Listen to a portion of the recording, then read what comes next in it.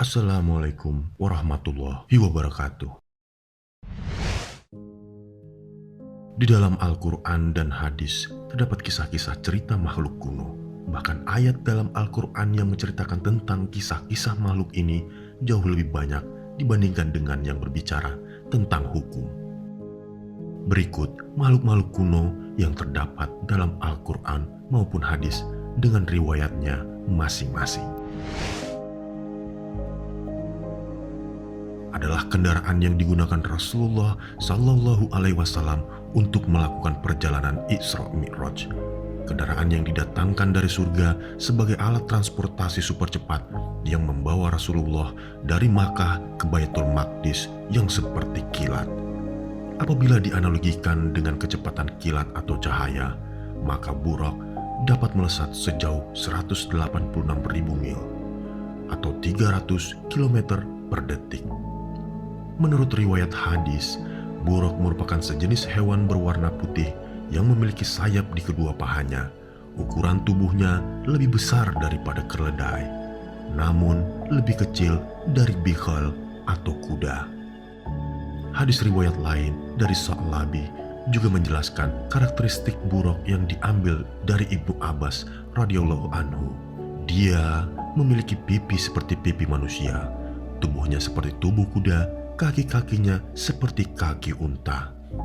Kuku serta ekornya seperti kuku dan ekor sapi betina, dan dadanya seperti sebongkah batu mulia berwarna merah.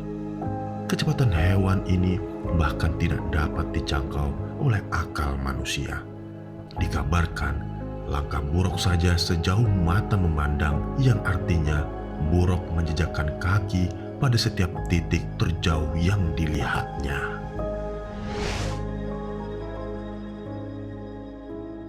Dabat al-Ard atau Dabatul Ard ini merupakan binatang buas atau monster yang muncul dari perut bumi. Binatang ini salah satu tanda sebelum datangnya hari penghakiman. Makhluk ini akan keluar dari kota Mekah dekat Gunung Safa. Makhluk ini datang dari peristiwa matahari terbit dari barat dan muncul setelah Ya'juj Ma'juj mati. Binatang ini akan membawa tongkat Nabi Musa di tangan kirinya dan membawa cincin Nabi Sulaiman di tangan kanannya. Binatang ini dapat berbicara secara fasih dengan segala bahasa. Di dalam hadis, jika makhluk ini akan memukulkan tongkatnya kepada semua manusia. Jika tongkat tersebut dipukulkan pada orang beriman, maka di dahinya akan tertulis, "Ini adalah orang beriman." Sebaliknya, jika dia memukulkan tongkat pada orang kafir, maka di dahinya akan tertulis, "Ini adalah orang kafir." Binatang ini juga dikenal sebagai pembawa pesan keimanan. Dabatul Ard juga akan menjerit di kawasan makam Ibrahim dan Hajar Aswad, sekaligus menebar-nebarkan tanah di atas kepalanya. Pekikan suaranya akan terdengar di segala penjuru dan membuat orang-orang kafir berlarian karena ketakutan. Kemunculan Dabat al-Ard 1 atau 2 hari sebelum matahari terbit dari barat. Tetapi sebagian ulama berpendapat bahwa makhluk tersebut muncul setelah 1 atau 2 hari setelah matahari terbit dari arah barat. Dalam hadis Rasulullah Shallallahu Alaihi Wasallam bersabda, sesungguhnya tanda-tanda kiamat pertama yang akan terjadi adalah terbitnya matahari dari tempat terbenamnya dan keluarnya seekor binatang kepada manusia pada waktu duha, yang mana di antara kedua hal ini akan terjadi lebih dahulu, maka keduanya akan terjadi pada jangka waktu yang dekat. Hadis riwayat Muslim.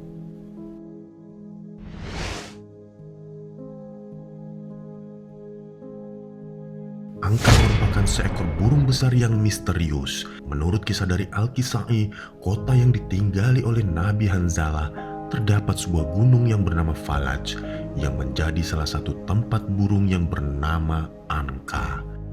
Anka adalah seekor burung besar yang apabila terbang, sayapnya akan menutupi cahaya matahari layaknya awan. Bulunya memiliki warna yang sangat banyak. Lehernya menyerupai leher unta, memiliki 4 sayap, 2 panjang dan 1 lagi pendek. burung ini sering mengambil beberapa hewan ternak dan hewan yang sudah mati.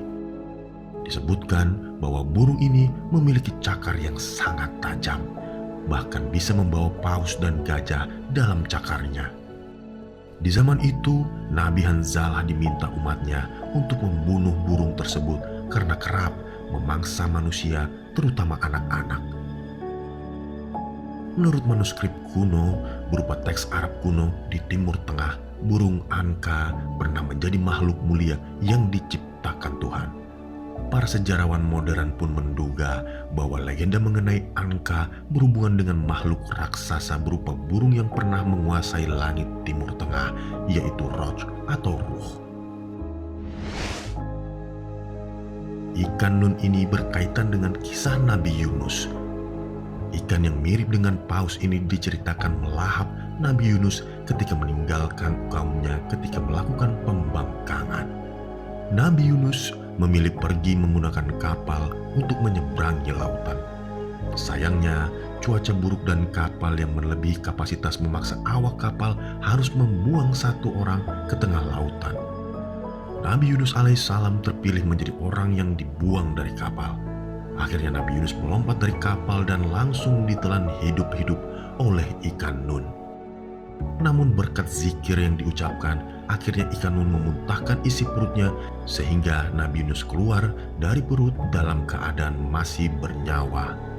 Dikatakan dalam surat Asy-Syaffat ayat 139-145, dikisahkan bahwa seandainya Yunus tak pernah berzikir ketika berada di dalam perut ikan, ia akan tetap berada di sana sampai hari kebangkitan. Banyak yang berargumen bahwa ikan nun adalah sejenis paus, karena memang makhluk air terbesar di bumi adalah paus. Tapi bisa saja ikan nun adalah makhluk lain yang bentuknya sama sekali berbeda. Semenjak kisah ikan nun memuntahkan Nabi Yunus alaihissalam, tidak banyak cerita yang mengulas bagaimana nasib ikan nun tersebut. Sebagian besar meyakini bahwa ikan nun masih hidup hingga sekarang. Alasannya merujuk pada keterangan Al-Quran, Quran Surat Asy-Syaffat 143-144.